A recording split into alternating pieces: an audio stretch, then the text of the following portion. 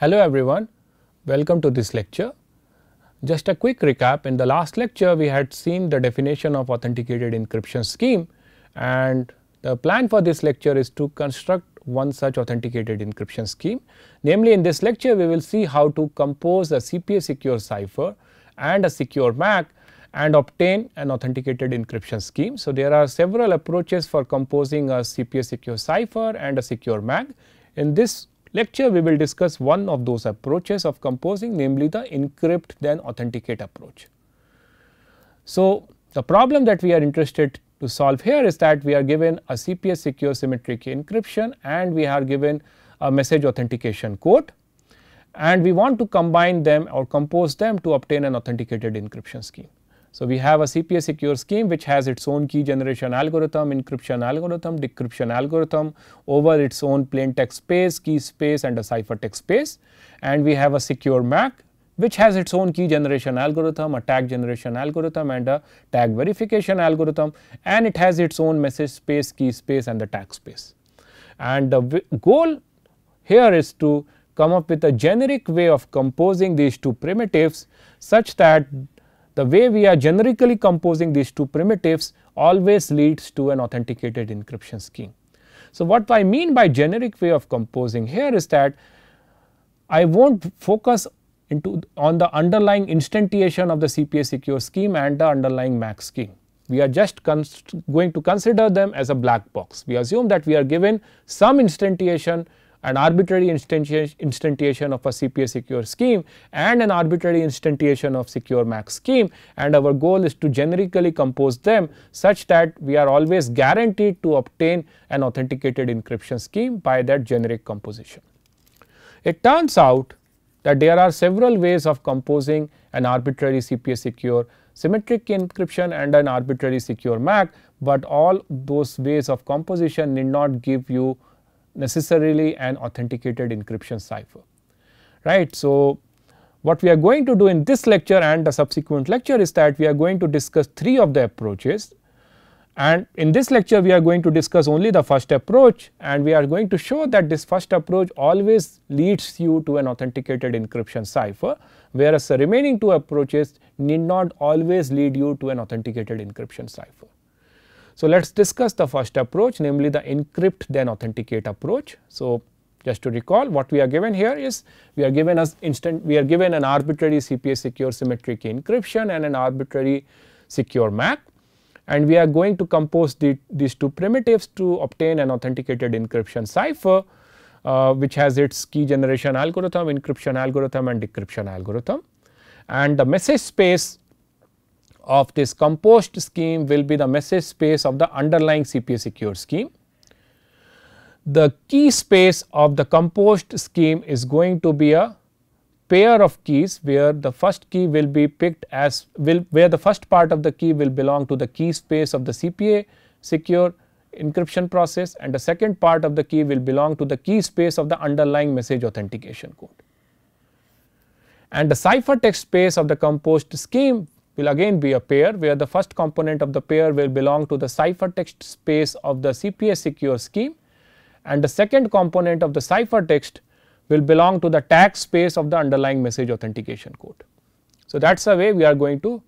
that is a message space, key space and the ciphertext space of the composed scheme. Now, let us see how exactly the composing happens in this encrypt then authenticate approach. So, the key generation algorithm of the composed scheme is as follows. So, it independently runs the key generation algorithm of the CPA secure scheme and output a key as per that key generation algorithm, which I denote by K sub E, and independently it runs the instance of the key generation algorithm of the message authentication code and obtains a key as per the key generation algorithm of the MAC, which I denote by K sub M, and the overall key or the overall output of the composed key generation of the key generation algorithm for the composed scheme is considered to be the pair K sub E comma K sub M. So, I stress here that the key K sub E and the key K sub M, they are independent of each other because they are obtained by running independently the key generation algorithm of the CPA secure scheme and the key generation algorithm of your MAC. and we are assuming that these two primitives, namely the CPA secure scheme and the MAC, they are independent of each other. Now, let us see the encryption algorithm of the composed scheme. So, imagine we are given a plain text M, which we want to now encrypt as per this composed scheme, and as per our notion, the key here basically consists of two parts. The first part of the key is for the CPA secure scheme, and the second part of the key is for computing a MAC as per the message authentication code, right. So, you can imagine it as a box here, which takes as input as the message and the key. Now, as the name suggests, encrypt then authenticate, right. So, what we are going to do first is we are going to encrypt the message as per the CPA secure scheme using the K sub E part of the overall key for the composed scheme, and it will produce a ciphertext C. Now, this ciphertext C is treated as a message for authentication, and what we now going to do is we are going to compute a tag for this C, treating the C as a message, and the tag is now computed using the second part of the key, namely K sub M, and whatever comes out of this tag generation algorithm, we denote it as T. And now, the overall ciphertext for this composed scheme will be the C part that we have obtained by encrypting the message, and the T part that we have obtained by computing the tag on the C part. So, that is the overall ciphertext that we obtain by this encrypt then authenticate approach. Now, let us see how the decryption happens. So, again the decryption algorithm will take a key which will further consist of two parts, and it takes the ciphertext which again consists of two parts, a C part and a T part, and it takes the key. Now, to decrypt this ciphertext in the composed scheme, what we do is we first perform the tag verification, right. So, we are just performing the reverse operation what we have done for the encryption in the encryption process, right. So, in the encryption process we have first encrypted and then we have computed the tag, while decryption we will just perform the operation in the reverse order. So, we will first perform the tag verification on the C part of the ciphertext, and we will use the KM part of the key for the tag verification, and the tag verification is either going to output 1 or 0. So, if the output is 1, that means the T part of the ciphertext is indeed a valid tag on the C part of the ciphertext, then what we do is we decrypt the C part of the ciphertext using the K sub E part of the overall key and recover the plain text. Whereas, if the output of the tag verification is 0, then we do not perform the decryption as per the CPA secure scheme, we simply output bot. So, depending upon whether the tag verification internally outputs 1 or 0, we either end up outputting the plain text M, or we output bot, indicating that the C concatenated with T, the ciphertext that we are receiving in the decryption algorithm, is an invalid ciphertext. So, that is the way we are going to compose the CPA secure encryption and a secure MAC as per the encrypt then authenticate approach. Now, we want to formally prove that if the CPA secure scheme, if the symmetric key encryption that we have taken in this composition is CPA secure, and if the MAC that we have taken in this composition is secure, say strong CMA secure, then irrespective of what exactly is the underlying instantiation of the CPA secure scheme and what exactly is the underlying instantiation of the MAC component, the overall composed encryption process that we have obtained is always an authenticated encryption scheme for a message space which is same as the message space of the underlying CPA secure scheme.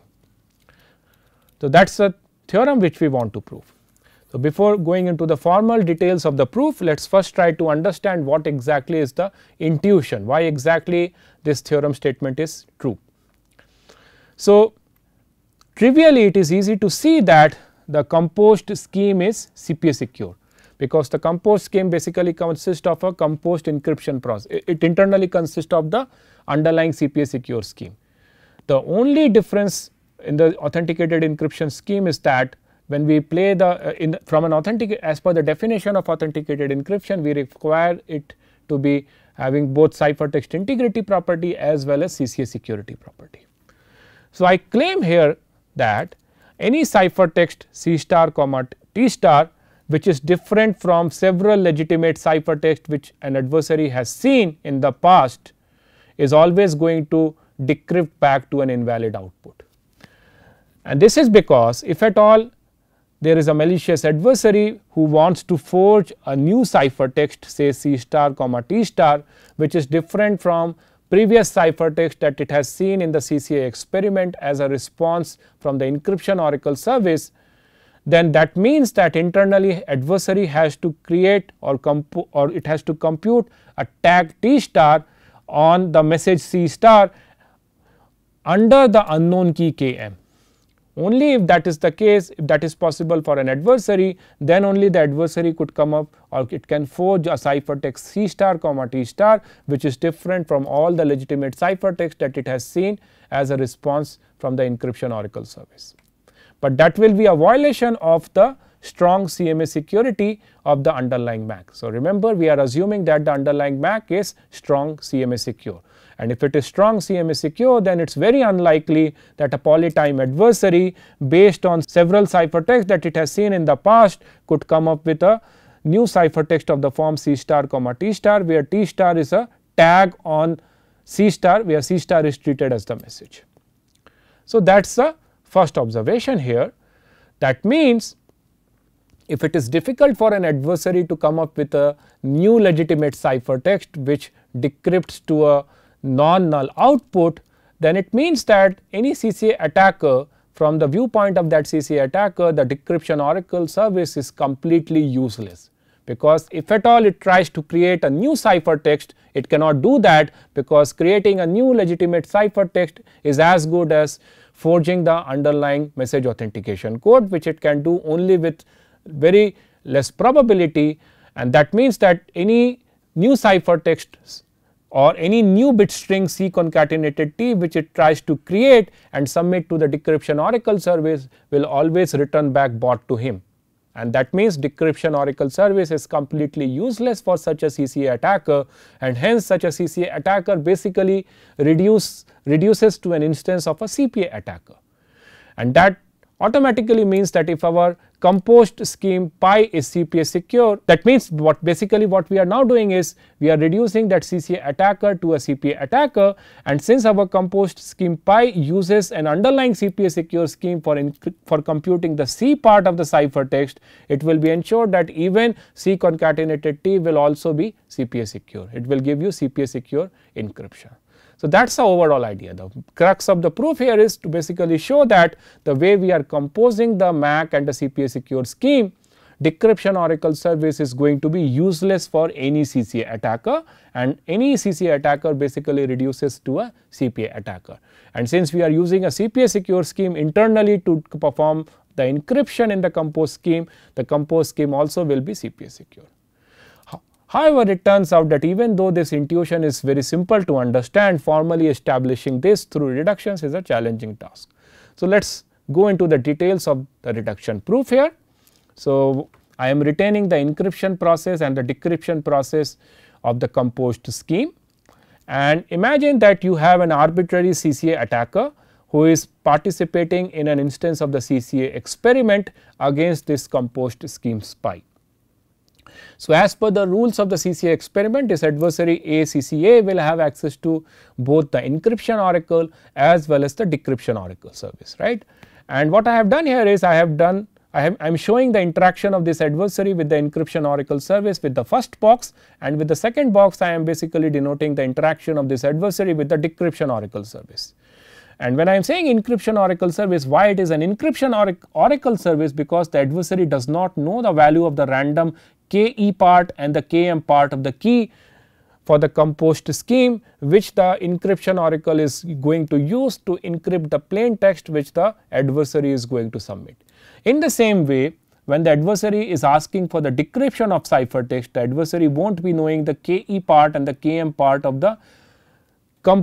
key of the composed scheme, which the decryption oracle of the composed scheme is going to use to respond to the decryption oracle queries of this adversary, right.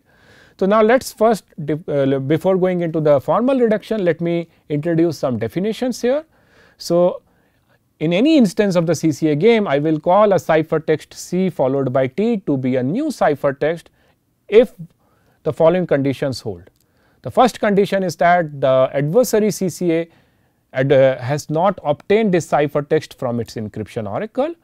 and this ciphertext C followed by T is different from the challenge ciphertext received by this adversary in the CCA game. So, if any of these two conditions hold, then I will call that ciphertext C followed by T to be a new ciphertext. Basically, the definition of a new ciphertext is that it is a new in the sense that adversary has produced this string on its own. That means, it has not seen this string as the encryption of any message of its choice which it has submitted to the encryption oracle service, or it is different from the encryption of the challenge pair of plain text which this CCA attacker is going to submit in the CCA game. If any of these two conditions hold, then I call this bit string C followed by T to be a new ciphertext. Now, let me define an event which I called as valid query, and this event valid query denotes the event that the CCA attacker A submits a new ciphertext to its decryption oracle such that the decryption of this new ciphertext as per under the unknown key k sub e followed by k sub m is a legitimate output. That means, its output is not bought. So, that is the event valid query. So, I claim that if the underlying MAC which I am using in the compose scheme is strong CMA secure, then the probability with which the event valid query occurs is negligible. So, we are going to prove this later. For the moment, assume this claim is true. I also pause here for a moment, and I would like to stress here that what exactly is the event valid query. If you see closely the way I have defined the event valid query, that is almost the same as the event that the CCA attacker could break the ciphertext integrity property in the presence of the encryption oracle service as well as in the presence of the decryption oracle service. Because valid query means that this attacker ACCA is able to come up with a new ciphertext, right, which is different from any ciphertext which it has seen as a response from the encryption oracle service, as well as the ciphertext which is different, as well as it is different from the challenge ciphertext, such that its decryption is a non-bought output, and that is precisely what we require when we say that an adversary wants to break the ciphertext integrity property. But in the ciphertext integrity property, the goal of the adversary is to come up with a new ciphertext, a new valid ciphertext only based on the encryptions of messages of its choice. That means, only in the presence of an encryption oracle service. But now, this event valid query is the event that the CCA attacker could come up with a forged ciphertext whose decryption is a legitimate output, even the adversary has got access to the encryption oracle service as well as decryption oracle service. That means, if at all this claim which I am claiming here or making here is true, that means the probability that the event valid query occurs with a negligible probability. If this claim is true, that automatically implies that my encryption process that I have designed here by composing the CPA secure scheme and the MAC as also the ciphertext integrity property. That means, the probability with which the ciphertext integrity property will be satisfied is always upper bounded by the probability with which the event valid query can occur in the presence of any CCA attacker. And if I indeed prove that the probability that the event valid query occurs with a negligible probability, it automatically implies that the event ciphertext integrity, it automatically implies that the ciphertext integrity property is also satisfied by my scheme. So, we will again touch upon this fact later on when we will prove the ciphertext integrity property of the composed scheme. But for the moment, assume that this claim is true, right. So, now I want to prove that the composed scheme that we have designed here is indeed CCA secure. So, let us try to calculate that what is the probability that any CCA attacker attacking this composed scheme is able to win the instance of the CCA game. That means, what is the probability that the output of the CCA experiment is 1, and the probability that this adversary can win the CCA game can be further divided into two cases, namely, first case where the adversary can win the CCA game under the presence of the event that event valid query occurs, and the second case where the adversary can win the CCA game even when the event valid query does not occur,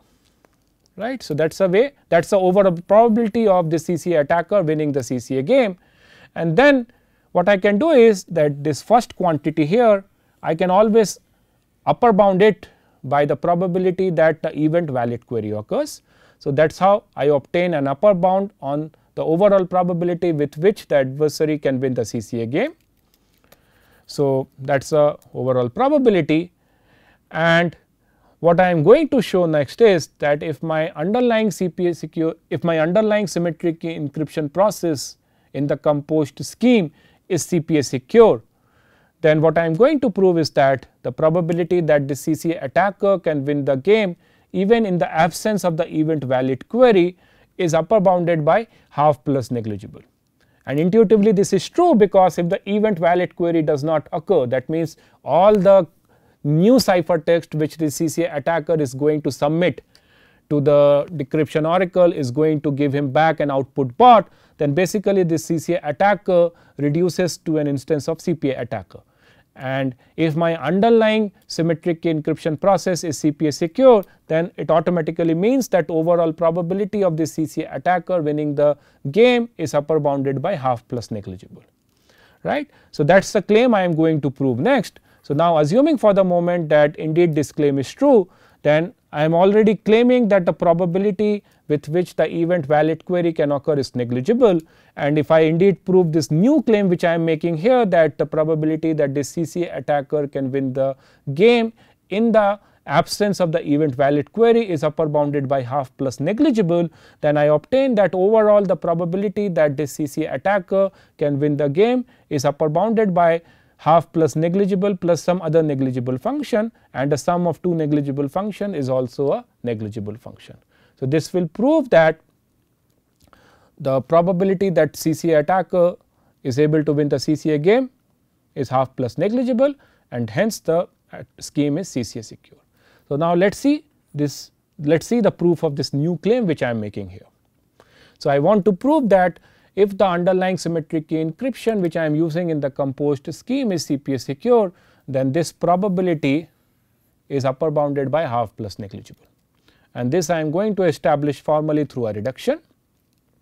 So, imagine an arbitrary CCA attacker who is playing an instance of the CCA game against the composed scheme pi. Using such an attacker, I am going to design another attacker which I denote as A sub CPA, whose goal is to win an instance of the CPA game against the underlying symmetric key encryption process which is used in the composed scheme. So, basically the goal of this adversary A sub CPA is to win an instance of the CPA game against the underlying symmetric key encryption process which I am using in the composed scheme, right. So, in the left hand side part basically of the overall reduction, you have an instance of the CPA game, but against the underlying symmetric key encryption scheme which is used in the composed scheme, and on the right hand side part of the experiment you have an instance of the CCA game, and this adversary A sub CPA is going to play a dual role. On the left hand side part of the reduction, he is acting as an adversary in an instance of the CPA game, whereas in the right hand side part of the experiment he is acting as a verifier for an instance of the CCA game against the composed scheme. So, now let us see how exactly the interactions happen in this reduction. So, when this adversary A sub CPA invokes the adversary A sub CCA, the adversary A sub CCA can demand for encryption oracle queries where it submits several plain text and asks for the encryptions of those messages as per the composed scheme. To respond to those queries, what adversary A sub CPA does is it simply forwards those queries as if it wants to know the encryption of those messages as per the underlying symmetric key encryption scheme. Now, what the verifier for this CPA game is going to do is it is going to respond to these queries, and to respond to those queries it picks a key as per the key generation algorithm of the underlying symmetric key encryption scheme, which I denote by K sub E, and it is going to encrypt those messages, and the ciphertext here which are returned back to the adversary A sub CPA are basically the encryption of these messages MIs under the key K sub E. Now, this adversary A sub CPA, he has to act as a verifier and he has to respond to the encryption oracle queries that he has seen in the CCA part of the experiment. So, what it is going to do is to respond to the encryption oracle queries, this adversary A sub CPA itself picks a uniformly random key from the key space of the underlying MAC as per the key generation of the algorithm of the MAC component. And what it is going to do is, it is going to compute the tags TIs,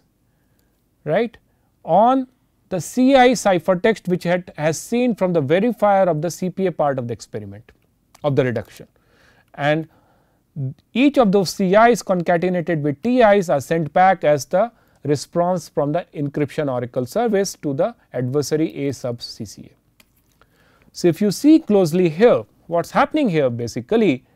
adversary A sub CCA, it expects the encryption of these messages F sub 1, F sub 2,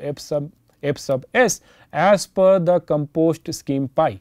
And how exactly the encryption for these messages would have been computed? It would have been computed by first encrypting these messages as per the underlying symmetric key encryption scheme. So, that is what is the CI part here, and on top of that a layer of message authentication tags will be computed, and that is what this adversary A sub CPA itself is doing. So, if I just consider the view of this adversary A sub CCA, its view is exactly the same as it would have expected when it participates in an instance of the CCA game and it sees the response of this encryption oracle queries from the corresponding experiment. So, distribution wise, the probability distribution of the ciphertext that the adversary A sub CCA finally sees in response to his encryption oracle queries is exactly the same as per an instance of the CCA game that it expects. The difference here is that now the adversary's interaction basically is with a CPA attacker who is actually computing the layer of MAC tag on the ciphertext which it is seeing from the verifier or the experiment or the CPA experiment, right. So, that is how the encryption oracle queries are handled by this adversary A sub CPA. Now, suppose this CCA attacker asks for the decryption oracle queries, namely suppose it submits a ciphertext C followed by T and asks for the decryption of such ciphertext. Now, what this adversary A sub CPA has to do? He has to act as a verifier for this CCA experiment and he has to decrypt those ciphertext, but it cannot decrypt those ciphertext completely, because for decrypting those ciphertext he need to have both the KM part of the key as well as the KE part of the key. The KM part of the key is available with this CPA attacker, but the KE part of the key is available with the experiment with the CPA experiment, which it cannot fetch, because if it can fetch the KE part of the CPA game, then trivially this adversary A CPA can win the CPA game. The challenge for this adversary A sub CPA is basically to win the CPA experiment even without knowing the key K sub E. So, the way this adversary A sub CPA is going to respond to this decryption oracle queries is as follows. It sees whether this string C followed by T which has been submitted by the CCA attacker for the decryption oracle service is already present in the list of the ciphertext which this adversary A sub CPA has sent back to the adversary in response to the encryption oracle queries. Basically, it checks whether this ciphertext is a result of encryption of any of the previous messages for which the adversary A sub CCA has asked the encryption oracle service. If it so happen that indeed this is the case, then what this adversary A sub CPA does is it just responds back with the message M as the output of the decryption oracle service for the ciphertext C followed by T. On the other hand, if this adversary A sub CPA sees that this ciphertext C concatenated T is a new string which is not present in the list of the ciphertext which it has already sent as a response to the encryption oracle queries to the adversary A sub CCA, then basically the response for this decryption oracle service for such new ciphertext is bought. That is what is the strategy of this adversary A sub CPA to respond to the decryption oracle service. Now, as per the CCA game, this adversary A CCA will submit a pair of challenge plain text M0, M1, and what this adversary A CPA does is it simply forward those plain text as the challenge plain text in the CPA part of this reduction. And what this CPA experiment does it randomly decides one of the message for encryption and encrypt that message as per the key K sub E, and what this adversary A CPA does, it adds its own layer of message authentication tag on C star, treating C star as the tag as per the key KM, and that is sent as the challenge ciphertext to this adversary CCA. Again, if you see the view of the adversary, that means the probability distribution of the challenge ciphertext that the adversary A CCA is seeing is exactly the same as this adversary A CCA would have seen by participating in a real instance of the CCA game. The ciphertext C star comma T star would have been computed by first encrypting the message MB under a key KE which is uniformly random, and then followed by adding a layer of tag under a key KM which is also uniformly random. And that is how exactly the distribution of the challenge ciphertext C star comma T star that this adversary A sub CCA is seeing in this experiment. Now again, this adversary A sub CCA could ask for the decryption oracle queries, and to respond to those decryption oracle queries, my adversary A sub CCA is going to again follow the same strategy. Namely, it sees whether the decryption oracle query which had been submitted is a response to the it belongs to the set of ciphertext which the adversary has already, which the adversary A sub CPA has already sent as a response to the encryption oracle services. If it so happen, then the corresponding M is sent as the output, otherwise bot is sent as the output. And once the adversary A CCA has participated in all the phases of the CCA game, it outputs a bit B dash, namely it identifies whether this challenge ciphertext is an encryption of message M0 or message M1. And now using the response that this adversary A sub CCA submits, my CPA adversary submits the same response B dash, namely it says that the challenge ciphertext C star that it has seen is an encryption of the message MB dash. So before analyzing the success probability of this CPA attacker that we have constructed in this reduction, let us see, or let me highlight the way this CPA attacker has responded to the decryption oracle queries that this adversary A sub CCA is submitting. If you see closely here, then the way this decryption oracle queries are handled, it is consistent with the event that event valid query does not occur. So recall, the event valid query means that the adversary A sub CCA submits a new ciphertext which decrypts to a legitimate output, right. So assuming that the event valid query does not occur, then any ciphertext, any new ciphertext C concatenated with T which has been submitted by the adversary is going to respond, is going to give the output bot, and that is what exactly this adversary A sub CPA is doing while responding to any decryption oracle query which is a new ciphertext, right. So now I claim that the probability that the CPA attacker wins the CPA game and the event valid query does not occur is exactly the same that the event valid query does not occur in the CCA game and the CCA attacker wins the game. So sorry for the typo here, there is a slight overlapping happening here. So what exactly this expression means is, the expression I want to mean here is that I want to state here that the probability that this adversary wins the CPA game and the event valid query does not occur, right, in the CPA game is exactly the same as the event valid query does not occur for this adversary A sub CCA and this adversary A sub CCA wins the CCA game, right. These two probabilities are same. And now what I can say is that from the rules of probability, I can say that the probability that the adversary A sub CPA wins the CPA game, I can always lower bound it by the probability that the adversary A sub CPA wins the CPA game and the event valid query does not occur, right. And since this expression, namely the adversary A sub CPA wins the CPA game and the event valid query does not occur, is exactly the same as the adversary A sub CCA wins the CCA game and the event valid query does not occur for the CCA adversary. Overall, I can say that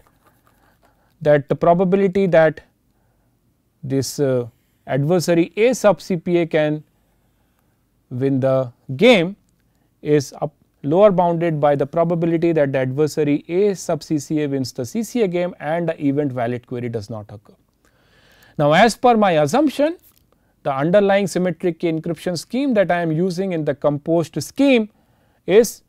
a CPA secure scheme. That means any adversary A sub CPA, the probability that it can win the CPA game is always upper bounded by some half plus negligible function. That follows from the definition of CPA security of the underlying symmetric key encryption scheme which I am using in the composed scheme. That automatically means that the probability that the adversary A sub CCA wins the CCA game and the event valid query occurs is upper bounded by half plus negligible, and that is what exactly the claim I wanted to prove, which I have now formally established through this reduction. That means, if for this adversary A sub CCA it cannot submit any new valid ciphertext which can decrypt to a legitimate output, then basically this adversary A sub CCA becomes an instance of an adversary A sub CPA, and with whatever probability this adversary A sub CPA can win the CPA game, with exactly the same probability this adversary A sub CCA can win the game, and that is what I have formally established through this reduction. So, that proves one part of the claim. So, the other part of the overall proof of the CCA security remains there. So, our goal is to prove the second claim, namely I want to prove that if the underlying MAC component which I am using in the composed scheme is strong CMA secure, then the probability that the event valid query occurs is negligible. And again I established this formally by a reduction, namely I am going to prove that if the event valid query does not occur with a negligible probability, then it implies that there exists a MAC forger who can forge the underlying message authentication code which we are using in the composed scheme with a significant probability. So, let us see how exactly we establish that reduction. So, again assume we have an arbitrary polytime CCA attacker attacking the composed scheme, and say it makes at most q number of decryption oracle queries, where q is some polynomial function in your underlying security parameter. Using this adversary, I designed a MAC forger which I denote as A sub MAC for my underlying MAC component. So, now in the overall reduction, this MAC forger is going to play a dual role. In the left hand side part of the reduction, it is acting as an adversary in an instance of the MAC forgery game or the strong CMA game against the underlying MAC component, whereas in the right hand side part of the reduction, it is acting as a verifier, or it is basically creating an instance of the CCA game against the composed scheme. So, as per the rules of the CCA game, this adversary A sub CCA could ask for encryptions of several messages of its choice as per the composed scheme. To respond to them, what this MAC forger does, it itself picks a key for the underlying CPA secure scheme, which I denote by K sub E, and it encrypts all the messages which have been submitted by this adversary A sub CCA, and those resultant ciphertext are submitted as the messages for which this adversary A sub MAC wants to know the tag. So, remember in the CMA game, this adversary can request and ask for MAC tags for several messages of its choice. So, he is now basically submitting this ciphertext which are again the encryptions of this underlying messages M1 to MS, and it is basically requesting to it is basically asking its experiment to submit the tags on these messages. To respond to this tag request from the adversary A sub MAC, what the experiment here does is it picks a MAC key on its own, or as per the key generation algorithm of the underlying MAC, and it adds a layer of the tag on this messages, and those tags are sent back as the MAC response from my experiment. And now what this adversary A sub MAC does is it takes the ciphertext CIs which it has computed on its own and adds the layer of tags which it has seen from the experiment from the CMA experiment, and the resultant thing is sent back as a ciphertext to the adversary A sub CCA. So, what exactly is happening here? If you see the view of this adversary A sub CCA, if it participates in a genuine instance or a real instance of the CCA experiment, the probability distribution for the encryptions of these messages as per the composed scheme will be exactly the same as the probability distribution of the ciphertext that he is now seeing from this adversary A sub MAC. Why?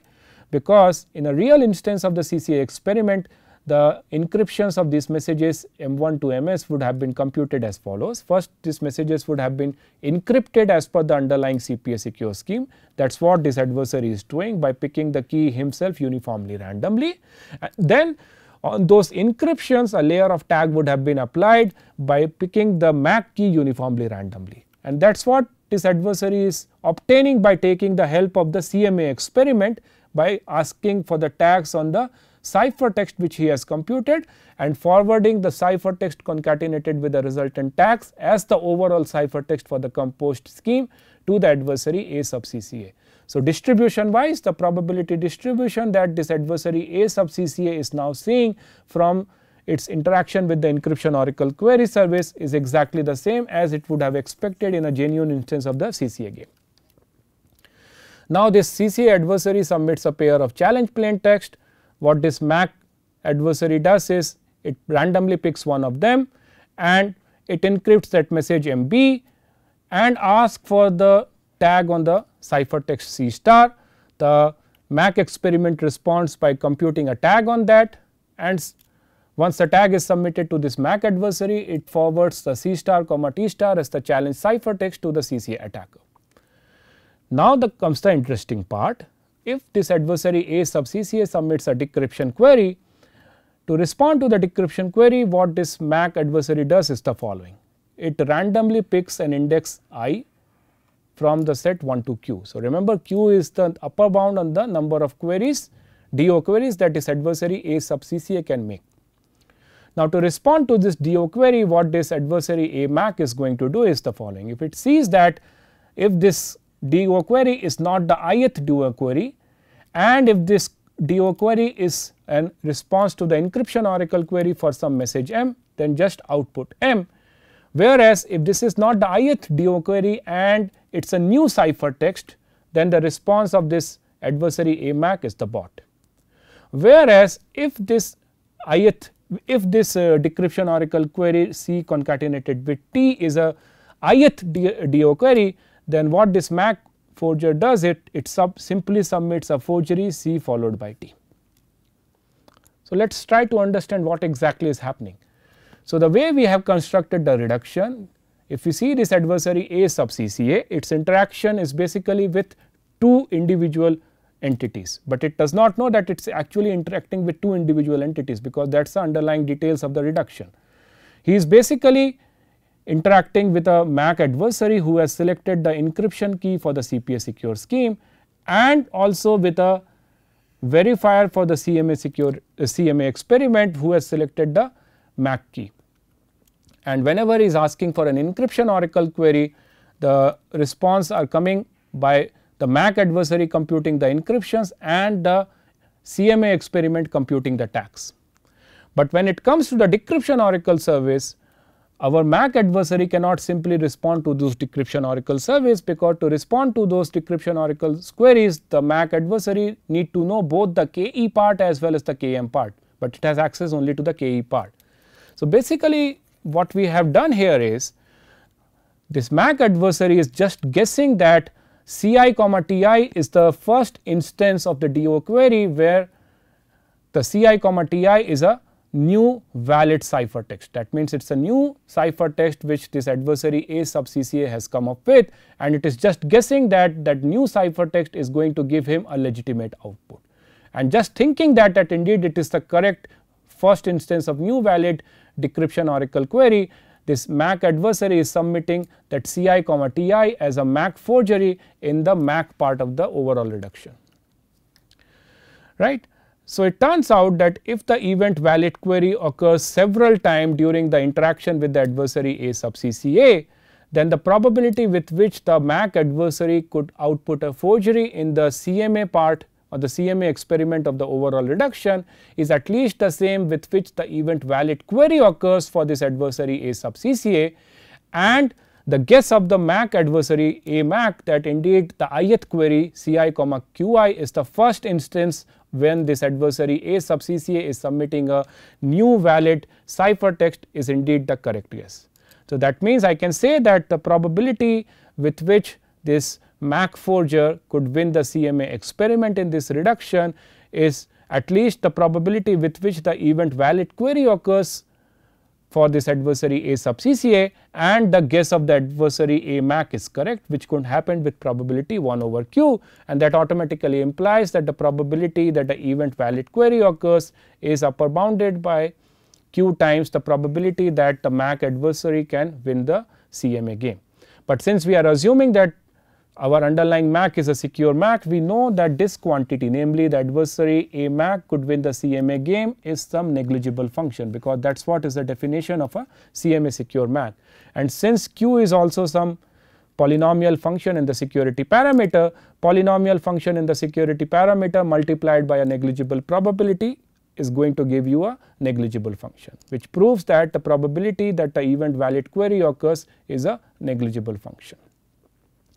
So, now let us come back to the original theorem, which we wanted to prove that the composed scheme is indeed an authenticated encryption scheme. We had already formally proved that it is CCA secure, and during the proof we have formally established that the event valid query can occur only with a negligible probability. What remains is to prove that the composed scheme also have the ciphertext integrity property, but again this follows from the fact which I had discussed earlier, that the ciphertext integrity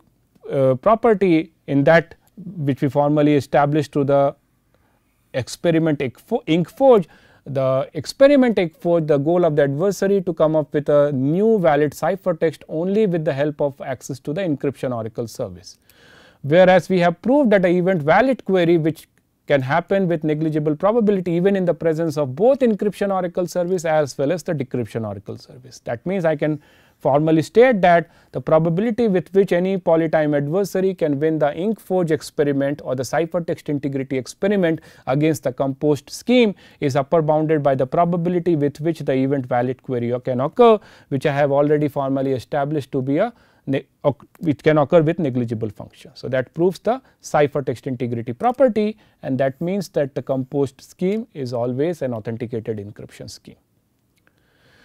So, finally, let me discuss why exactly we need two independent keys to compose the CPA secure component and the MAC component to obtain an authenticated encryption scheme, right. So, if you see the key generation algorithm, I am operating the composed scheme with two independent keys, one for the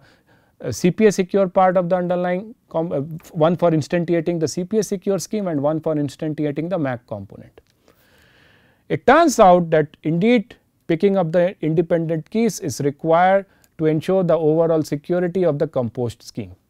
right. So, now you might be wondering what happens if we do not pick independent keys, what if I just operate the CPA secure part and the MAC part with the same key, right. It turns out, as I am saying, that the resultant scheme will not be secure, the resultant composed scheme will not be secure, and it is a food for thought for you, as an exercise for you to identify what exactly can go wrong, or where exactly the proof that we have given rigorously will get stuck if in the composed scheme, instead of picking KE and KM independently, the key generation algorithm of the composed scheme picks just a single key, both for instantiating the CPA secure component and for instantiating the MAC component. I am leaving that detail as an exercise for you. So, that brings me to the end of this lecture. In this lecture, we have seen how to compose a CPA secure symmetric key encryption and a secure MAC, and using the encrypt then authenticate approach such that the composed scheme is always provably an authenticated encryption scheme. Thank you.